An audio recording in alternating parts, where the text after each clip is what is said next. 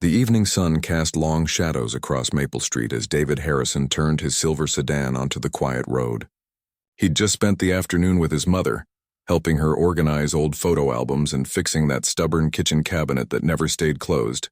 His tie was loosened, his blazer folded neatly on the passenger seat, and the smooth sounds of Miles Davis filled the car. David had lived in this city his entire life. 42 years of watching neighborhoods change, seeing faces come and go, and building a career he was proud of. Tonight he just wanted to get home, heat up the lasagna his mom had packed for him, and maybe catch the last quarter of the game.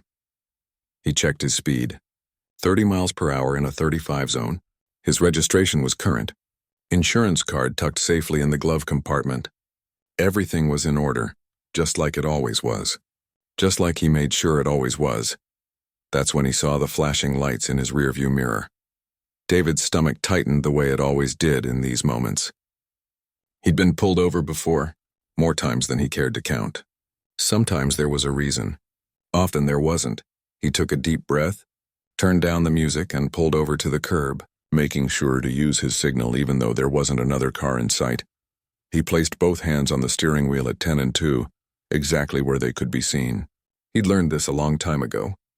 Learned it from his father, who'd learned it from his own father. Some lessons got passed down through generations, whether you wanted them or not. The officer took his time getting out of the patrol car. David could see him in the side mirror, adjusting his belt, saying something into his radio. Finally, footsteps approached. Heavy boots on asphalt. The knock on the window came harder than it needed to. David rolled down his window, keeping his hands visible. "Good evening, officer." The patrolman was a stocky man, maybe in his late 40s, with a weathered face and eyes that looked like they'd already decided something before a single word was spoken. His nameplate read Brennan. "License and registration," Brennan said flatly. No greeting. No explanation. "Of course," David replied, his voice steady and polite. "My license is in my wallet in my back pocket, and my registration is in the glove compartment. I'm going to reach for them now." He moved slowly, deliberately. Everything had to be clear. Everything had to be announced. He retrieved his wallet first, then carefully opened the glove compartment for the registration and insurance card. Brennan snatched the documents without a word and walked back to his patrol car. David waited, watching in his mirror as the officer sat there running his information. 1 minute passed, then 5, then 10. This wasn't normal. Even David knew that. A routine check shouldn't take this long. Another patrol car pulled up behind the first. David's chest tightened further. Why would they need backup? He hadn't done anything. He hadn't said anything. He'd been nothing but cooperative. Brennan finally returned, but this time he wasn't alone. A younger officer, his partner apparently, stood a few feet back. His tag said Rodriguez, and unlike Brennan, he actually looked uncomfortable. "Step out of the vehicle," Brennan ordered. "May I ask why I was pulled over?" David kept his tone respectful, non-confrontational. "I said step out of the vehicle." David complied. He always complied. What choice did he have? He opened the door slowly and stepped onto the sidewalk, the evening air cool against his skin. "Whose car is this?" Brennan asked, circling the sedan like it was evidence at a crime scene. "It's mine, officer." "Got proof of that?" "The registration you're holding has my name on it." Brennan's eyes narrowed. "Don't get smart with me. What do you do for a living?" "I work for the city." "Doing what?" "Sanitation?" David felt the sting but didn't let it show on his face. "I work in administration," Brennan scoffed. "Administration? Right. And I suppose you can afford this car and these clothes on a city salary?" "I've worked hard for everything I have, officer." "I bet you have." The way Brennan said it made it clear he didn't believe a word. "Where are you coming from?" "Visiting my mother. She lives 2 streets over, at this time of night. It's 7:30 in the evening." "You always drive through neighborhoods like this?" David's jaw tightened slightly, but he kept his composure. "I'm driving home, officer. This is the route I take." Behind Brennan, Rodriguez shifted his weight from foot to foot. He opened his mouth like he wanted to say something, then closed it again. Brennan walked around David in a slow circle. "You got any weapons on you? Drugs? Anything I should know about?" "No, sir, nothing. You mind if I search your vehicle?" "I do mind, actually. I haven't committed any crime and I don't consent to a search." That was apparently the wrong thing to say. Brennan's face hardened. You refusing to cooperate? I'm exercising my rights, officer, respectfully. Put your hands on the hood. Am I being detained? Put your hands on the hood of the car now. David did as he was told. The metal was still warm from the engine. He stared at his reflection in the polished silver surface. A distorted version of himself stretched across the hood. 23 years he'd worked for this city. 23 years of service, of dedication, of trying to make things better. And here he was, hands on a car hood, being treated like a suspect for the crime of driving while black in a nice neighborhood. A porch light flickered on across the street. Someone was watching. David could only hope they were recording. David kept his hands flat on the hood, feeling the warmth of the metal seeping into his palms. Behind him, he could hear Brennan talking into his radio, requesting something. More backup, probably. For what? David couldn't imagine. He'd done nothing wrong. Absolutely nothing. How long is this going to take? David asked, keeping his voice calm even though his heart was pounding. As long as it takes, Brennan shot back. You got somewhere important to be? I'd just like to know what I'm being stopped for. You were driving suspiciously. David almost laughed at that. Driving suspiciously. What did that even mean? Driving while following every traffic law? Driving while being black in a neighborhood that apparently didn't expect to see him? Rodriguez cleared his throat. Officer Brennan, maybe you should let me handle this, Rodriguez. The younger officer fell silent, but David could feel the tension. Rodriguez knew something wasn't right here. Anyone with half a brain could see it.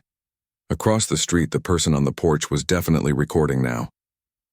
David could see the phone held up, pointed in their direction. Thank God for cameras. Thank God someone was watching. Sir, I'd like to request a supervisor, David said clearly, making sure his voice carried. Making sure that phone picked up every word. Brennan stepped closer. You don't get to make demands. That's not a demand, officer. That's a right. I'm requesting a supervisor be called to this scene. You think you know your rights, huh? You think you're smarter than me? David chose his words carefully. I think I'm a citizen who's being detained without cause and I'm requesting a supervisor. That's all. Brennan's face flushed red. For a moment, David wondered if he'd pushed too far, but he was done being silent. He'd been silent too many times before, and where had it gotten him? Here. Hands on a car hood on a Tuesday evening, his mother's lasagna getting cold. You some kind of lawyer or something? Brennan asked. I work for the city. Like I said. Yeah, you mentioned that. Doing what exactly? David considered his answer. He could tell Brennan exactly who he was right now. End this whole thing in an instant. But part of him needed to see how far this would go. Needed to document exactly what happened when officers thought no one important was watching, and they thought there would be no consequences. I work in oversight, David said simply. Brennan snorted. Oversight. Fancy word. You know what I think? I think you're lying.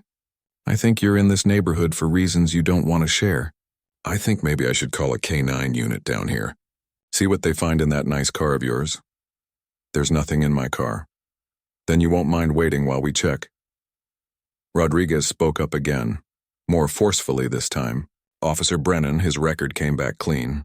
No warrants, no violations. Maybe we should just give him a warning and... Did I ask for your opinion, Rodriguez? No, sir, but then keep quiet and learn something. David felt bad for Rodriguez. The kid was trying. At least someone here had a conscience. Another patrol car turned onto the street. Great. Now there were 3 cars, 4 officers, all for a man who'd committed no crime. All because Brennan had decided David didn't belong here. The new arrival was older, with sergeant stripes on his uniform. He took one look at the scene and walked over with a purposeful stride. His name tag read Williams. What's going on here? Williams asked, his eyes moving from Brennan to David and back again. Routine traffic stop, Sergeant, Brennan said quickly. Subject has been uncooperative. I've been completely cooperative, David said, still keeping his hands on the hood. I've answered every question, provided my documentation, and complied with every instruction. I've also requested a supervisor 3 times, which is why I'm glad you're here.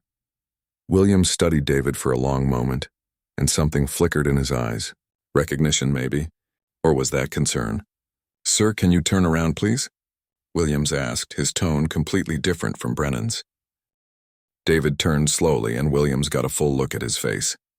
The sergeant's eyes went wide. His mouth opened slightly, then closed. He glanced at Brennan, then back at David. "Officer Brennan, can I speak with you privately for a moment?" Williams said, his voice tight.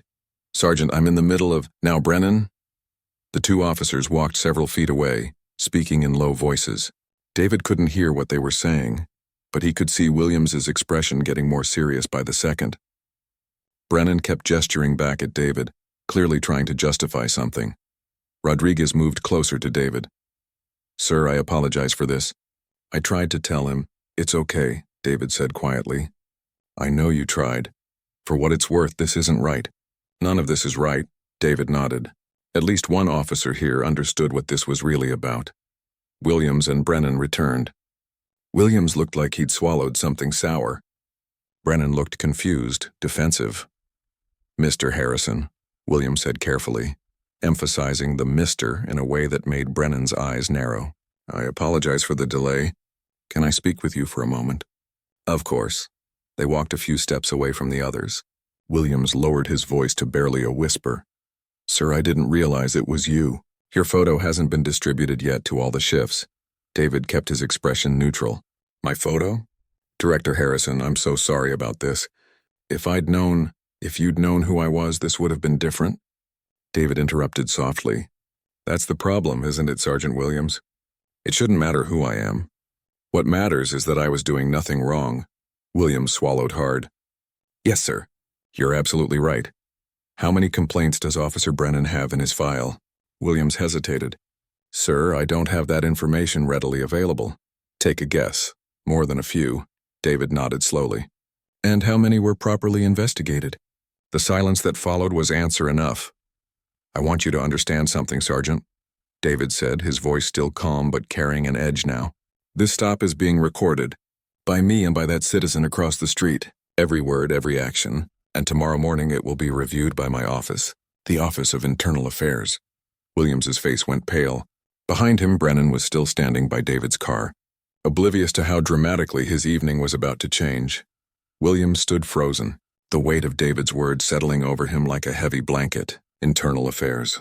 The two words every officer dreaded. And the man standing in front of him wasn't just with Internal Affairs. He was the director, the head of the entire department's oversight division. "Sir, I need to explain." Williams started, but David raised a hand. "No explanations right now, Sergeant. Right now we're going to walk back over there, and you're going to handle this situation properly, the way you should have from the beginning." David's voice wasn't angry. That's what made it more powerful. He was calm, measured, and absolutely in control. Williams nodded, his throat tight. They walked back to where Brennan stood waiting, clearly irritated by the delay. Rodriguez had moved back to his patrol car, probably sensing that something significant was happening. "All right, what's going on?" Brennan demanded. "Can we finish this up? I've got actual criminals to catch tonight." Williams cleared his throat. "Officer Brennan, Mr. Harrison is free to go immediately." Brennan's face twisted in confusion and anger. "What?" "Sarge, I pulled this guy over for a reason. I haven't finished my investigation." "There's nothing to investigate," Williams said firmly. "There was no violation, no probable cause. This stop is over. You can't be serious. Look at him. Look at this car. Something's not right here." David spoke then, his voice cutting through the evening air with quiet authority. "What exactly isn't right, Officer Brennan? Please, I'd like you to explain it clearly." Brennan turned to him, confusion flashing across his face at David's sudden confidence. "You need to stay out of this." "I am this," David replied. "You pulled me over. You detained me. You questioned my right to own my car, to drive through this neighborhood, to exist in this space. So I'm asking you directly, what isn't right?" "I don't have to explain myself to you." "Actually, you do. Every officer has to explain their actions to the citizens they serve. That's how this is supposed to work." Brennan looked at Williams for support, but the sergeant had taken a step back, his face pale. "Sarge, what's going on here? Why are you letting him talk like this?" David reached into his pocket slowly, making sure everyone could see his movements. He pulled out his wallet and withdrew a card. Not his driver's license this time. His work identification. "My name is David Harrison," he said, holding up the ID so Brennan could see it clearly. "I'm the Director of Internal Affairs for the city's police department. I started this position 2 weeks ago." The color drained from Brennan's face. His mouth opened, then closed. He looked at the ID, then at Williams, then back at David. That's not... You can't be... I am. And for the past 30 minutes, you've demonstrated exactly why my office exists, why we need oversight, why we need accountability. Brennan's confidence crumbled like a sandcastle hit by a wave. I was just doing my job. I had reason to... You had no reason, David interrupted. I violated no traffic laws. I gave you no cause for suspicion. You pulled me over and treated me like a criminal because of what you assumed when you looked at me. That's not police work. That's profiling. I wasn't profiling anyone. I pull over lots of people. Do you? David asked. Because I have access to your entire record, Officer Brennan. Every stop you've made, every complaint filed against you. And yes, before you ask, there have been complaints. 23 of them, to be exact. Brennan stumbled back a step. Those were all cleared. I was exonerated. Were you? Or were those complaints just filed away, swept under the rug because it was easier than dealing with them, because no one wanted to rock the boat? Williams shifted uncomfortably. He knew the answer to that question. They all did. Rodriguez had gotten out of his patrol car now, watching the scene unfold with wide eyes. The person across the street was still recording, their phone held steady. This is going to be investigated, David continued, thoroughly. Every moment of this stop, every word you said, every assumption you made, and we're going to pull your file and review every single one of those 23 complaints. You can't do this, Brennan said, but his voice had lost all its authority. He sounded desperate now. I have rights too. I have a union. You absolutely have rights, David agreed, and you'll have every opportunity to present your side. There will be a full hearing. Everything will be done by the book. The same book you swore to uphold when you became an officer. Brennan looked around like a trapped animal, searching for an escape that didn't exist. This is entrapment. You set me up.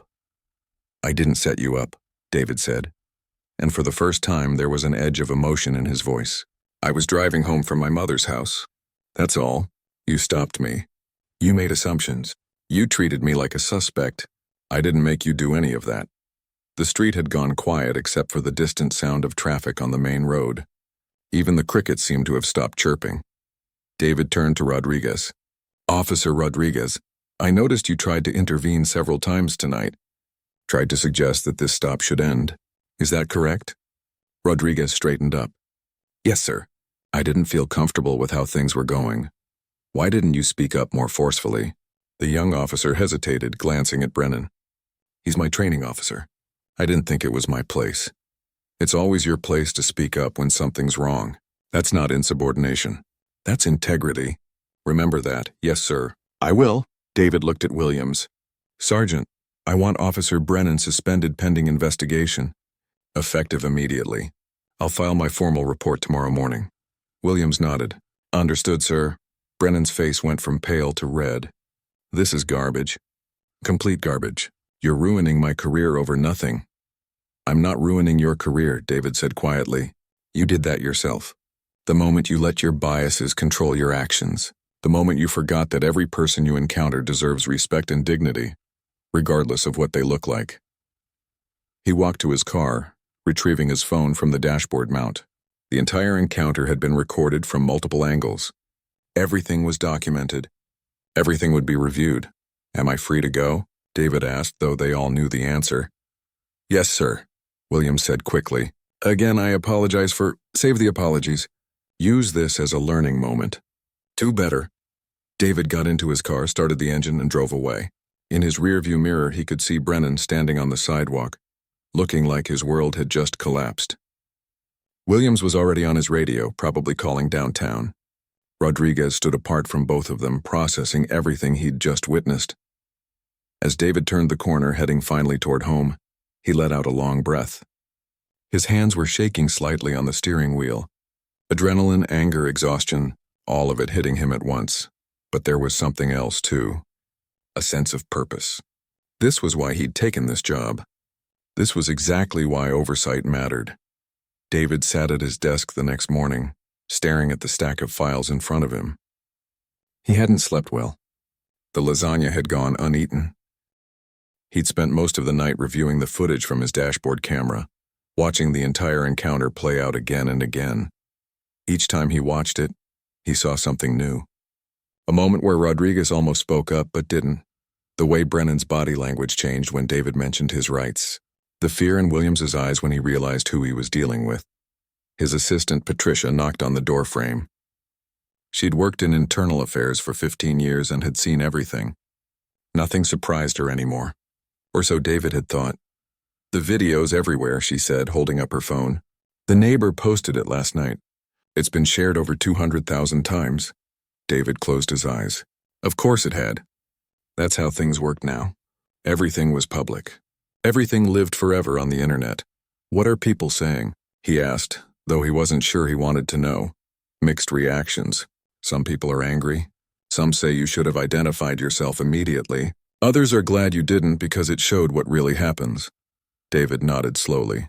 He'd expected that. In situations like this, there was no way to make everyone happy. Someone would always think he'd done it wrong. The chief wants to see you, Patricia added. 10 o'clock. Great. David had known this conversation was coming. He just hoped Chief Morrison would understand why he'd handled things the way he had. At 10 sharp, David walked into the chief's office. Morrison was a tall woman with gray hair and sharp eyes that missed nothing. She'd been with the department for 30 years and had a reputation for being fair but tough. Sit down. David, she said, gesturing to the chair across from her desk. He sat, keeping his back straight, his expression professional. Morrison pulled up something on her computer screen. I've watched the video. All of it. Both the version from your car and the one that's going viral. And I'm furious. Not at you. At what happened to you. At the fact that this is still happening in my department. She leaned back in her chair. How many times have you been pulled over like this? David considered the question. In this city? Maybe a dozen times over the years. Only twice were legitimate traffic stops. That's 12 times too many. Morrison rubbed her temples. Brennan suspended, as you requested. But I need to know what you want the outcome to be here. This is your investigation. I want a full review of his record. Every complaint, every stop, every interaction. I want to know if there's a pattern. And I want his training records pulled. Who trained him? Who supervised him? How did he make it 15 years with 23 complaints and nothing happened? Morrison nodded. Already started. And between you and me, the pattern is clear. 70% of his stops are people of color, most in neighborhoods where they supposedly don't belong. Whatever that means. David felt his jaw tighten. So this wasn't just me. This is what he does. It's what he's been doing. What we let him keep doing because the complaints got buried or dismissed. That ends now. What about Williams? He responded when called, but he knew about the complaints. He admitted as much. Williams will be reviewed too. Anyone who knew and did nothing shares responsibility. Morrison looked at him carefully. You could have ended this immediately. Shown your badge, pulled rank. Why didn't you? David had been asking himself the same question all night. Because I needed to see how far it would go. I needed to understand what happens when officers think no one important is watching. How else can we fix a system if we don't understand how broken it really is? You put yourself at risk. I'm a black man in America. I'm at risk every time I leave my house. At least this time I had the power to do something about it. Morrison was quiet for a moment. The media wants a statement. So does the mayor. The story is getting bigger by the hour. Let them wait. Right now I want to focus on the investigation. Everything else is noise, but the noise wouldn't go away. By afternoon, news vans were parked outside the building. Reporters called his office constantly. His personal phone buzzed with messages from people he hadn't talked to in years. His mother called around 3. Baby, I saw what happened. Are you okay? I'm fine, Mama. You don't sound fine, David sighed. His mother always could read him, even over the phone. I'm tired. And I'm angry. But I'm okay. What you did took courage. Staying calm like that. Not giving him an excuse to make things worse. I shouldn't have to stay calm when I've done nothing wrong. No, you shouldn't. But that's the world we live in, and now you're in a position to change it. That matters, David. What you're doing matters. After he hung up, David pulled up Brennan's file on his computer. 23 complaints. Some were vague. Others were detailed stories that sounded painfully familiar. A man stopped while jogging in his own neighborhood. A woman questioned while sitting in her car outside her own home. A teenager detained for matching a description that could have fit half the city. Each complaint had been reviewed and dismissed. Insufficient evidence, Conflicting accounts. Officer's word against civilian's word, and in that calculation the officer always won. David started making notes. They'd need to re-interview every person who'd filed a complaint. Get their full stories. Look for corroborating evidence. Build a case so solid that it couldn't be dismissed or ignored. Rodriguez appeared at his door around 4. The young officer looked nervous, twisting his cap in his hands. Director Harrison, do you have a minute? Come in, Officer Rodriguez. The kid sat down, his back rigid. I wanted to apologize for last night. I should have done more, said more. I knew it was wrong, but I didn't. You tried, David interrupted. I heard you. Multiple times, but I didn't try hard enough. I was worried about my job, my career. I let that fear stop me from doing what was right. David studied him. Rodriguez couldn't have been more than 25. Fresh out of the academy, probably. Still learning how things worked. Still figuring out what kind of officer he wanted to be. What you're feeling right now? That guilt? Hold on to it, David said. Let it remind you that silence makes you complicit. Next time, speak up louder. Make them listen. There won't be a next time. Not with Brennan anyway. Word is he's going to be fired. Probably. But there will be other situations. Other moments where you have to choose between going along and speaking up. Those moments define who you are as an officer. Rodriguez nodded. I want to do better. Be better. Then start by telling the truth in your report.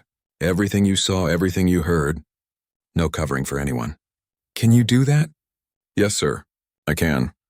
After Rodriguez left, David looked out his window at the city below. Somewhere out there, someone else was getting pulled over for no reason. Someone else was being treated like a criminal for existing in the wrong place at the wrong time.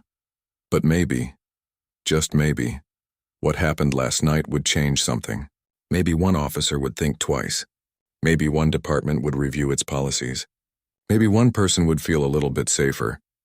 David opened his laptop and started typing his formal report. Every detail, every word, every moment mattered now. This wasn't just about him anymore.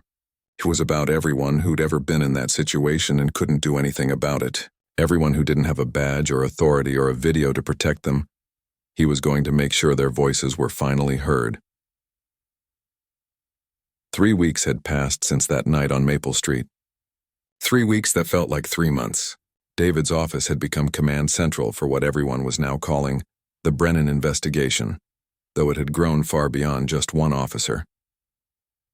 The hearing was set for today, 9 o'clock sharp, the conference room on the 5th floor, the same room where hundreds of disciplinary hearings had taken place over the years. But this one felt different. The media attention, the public pressure, the fact that the person bringing the complaint was the head of internal affairs himself. David arrived early, as he always did. He liked to be settled before anyone else showed up, liked to have his thoughts organized and his materials ready. Patricia had already laid out all the files on the table. Each folder represented a piece of the puzzle they'd been putting together for weeks. Brennan's attorney arrived first, a sharp-dressed man named Collins who specialized in police defense cases. He had a reputation for being aggressive, for turning complainants into defendants, for making internal affairs investigators look incompetent. Director Harrison, Collins said with a tight smile, I hope we can keep this civil. I'm always civil, Mr. Collins. Facts are facts. They don't need drama. We'll see about that. Chief Morrison came in next, followed by 2 representatives from the police union. Then came Brennan himself, looking older than he had 3 weeks ago. The confidence was gone. In its place was something harder to read. Anger maybe, or fear, probably both. The union rep, a veteran officer named Thompson, spoke first. Before we begin, I want to state for the record that Officer Brennan has served this department faithfully for 15 years. He has commendations, solved cases, and put criminals behind bars. This hearing is politically motivated because of media attention, nothing more. David didn't react. He simply opened the first folder. Officer Brennan, you pulled me over on the evening of September 27th at approximately 7:30. Is that correct? Yes, Brennan said quietly. What was your reason for the stop? Brennan glanced at his attorney, who nodded. The vehicle was traveling through a neighborhood that has had reports of theft. I was conducting proactive patrol. Had my vehicle been reported stolen? No. Did I commit any traffic violations? Not that I observed at that moment. Then what was your probable cause for the stop? Silence. Brennan shifted in his seat. Collins leaned forward. My client doesn't have to explain every instinct he has as a trained officer. Sometimes experience tells you when something needs to be checked. David looked directly at Brennan. What did your experience tell you that evening? More silence. David waited. The room was so quiet you could hear the air conditioning humming. Finally, Brennan spoke. The car didn't fit the neighborhood.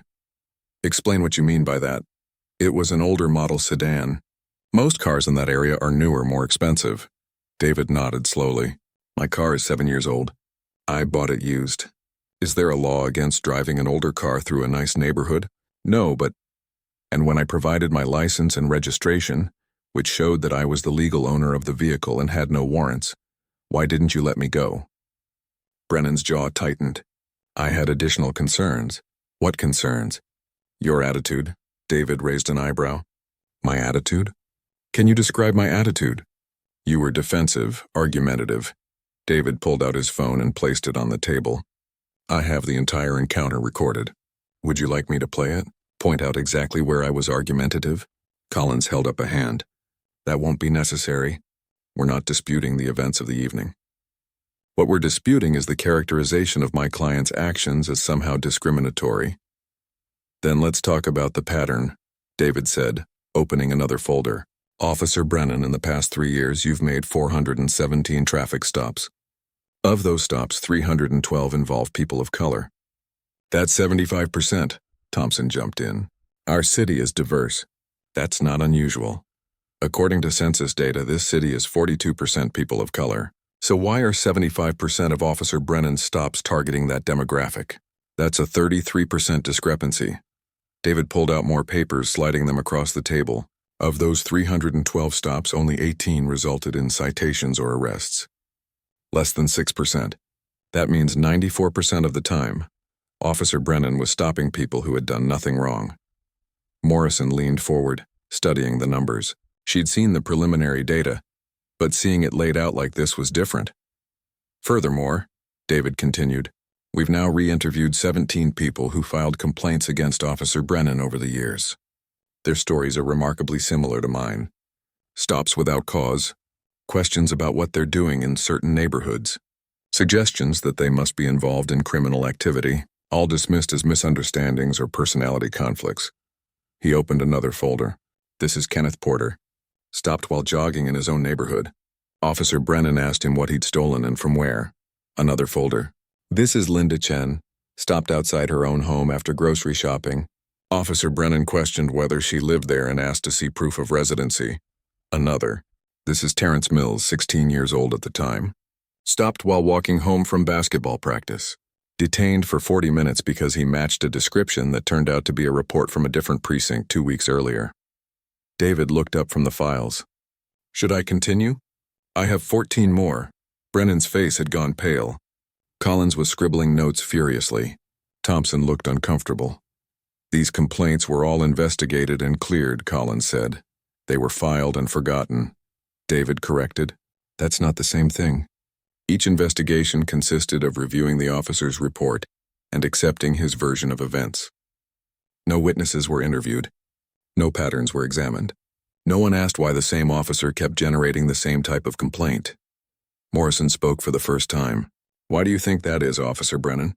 Why do you think you keep ending up in these situations? Brennan looked at his attorney, but Collins had no answer for this one. Finally, Brennan said, I'm doing my job. I'm trying to keep people safe. By assuming that people of color don't belong in certain places, David asked quietly, by treating citizens like suspects before they've done anything wrong? That's not keeping people safe. That's profiling. I'm not a racist, Brennan said, his voice rising. I've worked with black officers. I've helped people of all colors.